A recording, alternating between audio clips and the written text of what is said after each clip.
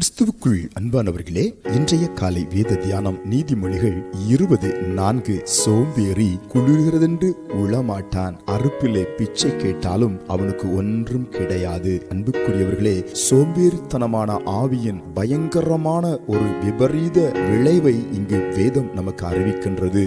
சோம்பேறி குளிர்கிறது, என்னால் முடியவில்லை என்று முடங்கி படுத்து கிடப்பானாம். வயல்களம் அவனுக்கு இருக்கும், ஆனால் வயல்களத்தில் போக மாட்டான். வயல்களத்தில் போவதற்கு சோம்பேறியின் ஆவியை விட்டு அவன் எழுந்திருக்க மாட்டான். ஆனால் அதே வயல்களத்தின் அருகாமையிலே உற்சாகம் உள்ளவர்கள், உழைக்கிறவர்கள் பரம்படித்து அதில் தண்ணீர் ஊற்றி விதைகளை தூவி இதோ சீக்கிரத்திலே நிறைமேனியான கதிர்களை கொய்யும் காட்சியை அவன் காண்கின்றான். தான் விதைக்கவில்லை, தான் தண்ணீர் ஊற்றவில்லை, தான் உழைக்கவில்லை, ஆனால் அடுத்தவர்கள் விதைத்து உழைத்து அறுவடை செய்கிற காட்சியை கண்ட மாத்திரத்திலே எழுந்து ஓடி அங்கு கெஞ்சி கெஞ்சி கேட்கிறானாம்.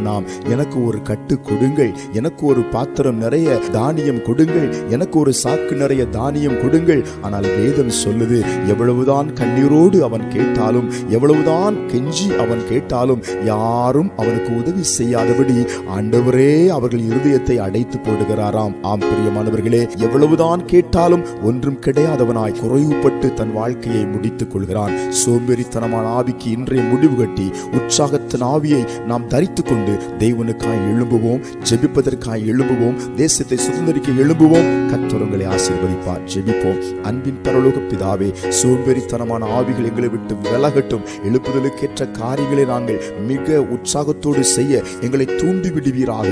அறுவடை களத்திலே சென்று நின்று நாங்கள் கை நிறைய அறுவடை செய்ய கர்த்தர் கிருபை செய்யும்படி ஜெபிக்கிறேன். இப்பொழுதே சோம்பேறியின் ஆவிகள் ஒவ்வொரு விட்டு மறைவதற்காய் ஸ்தோத்திரம். இந்த நாள் முழுவதும் உற்சாகத்தால் நிரம்பும். இயேசுவின் நாமத்தில்